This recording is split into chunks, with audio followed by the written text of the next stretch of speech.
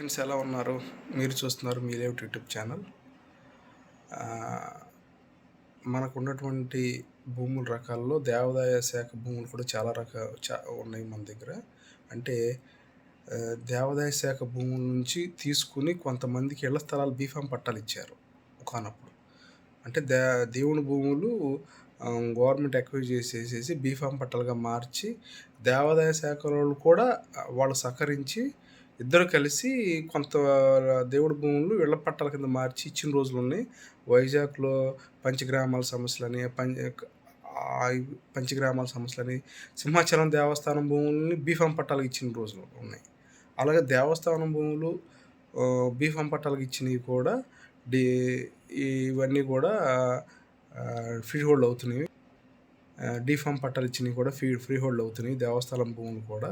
So ఈ టైంలో resurvey అయినప్పుడు మీది ఎవరైతే దేవస్థానం పట్టా ఇచ్చారో ఆ పట్టాను తీసుకెళ్ళి మీరు చక్కగా రీసర్వే జరిగేటప్పుడు విలేజ్ సర్వేకి ఇస్తే ఆ సర్వే నెంబర్ చూసి మీకు అది ఈసారి నుంచి మీకు అది ఇన్నాళ్ళు దేవస్థానం భూమి డీఫాల్ట్ అని కాకుండా అది ఫ్రీ హోల్డ్ అయ్యి మీకు చక్కగా పట్టా పొంది మారుతుంది.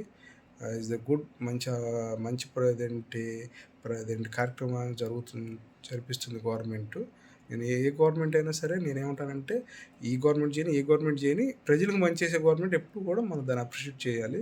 ఎందుకంటే నలుగురు ఉపయోగపడే పని ఎన్నో సంవత్సరాలు మట్టి అది డీఫామ్ పట్టాలు ఉండి ఇటు కాకుండా లోన్లు రాకుండా అడంగులు సరిగ్గా ఎక్కకుండా అన్ని ఉండిపోయిన భూములన్నీ కూడా ఇప్పుడు చాలా మార్పులు జరుగుతాయి. మీరు సహకరించండి విలేజ్ సర్వేర్లకి అందరికీ. మీకు సాధ్యంత వరకు మీకు న్యాయం జరుగుతుంది. Okay friends.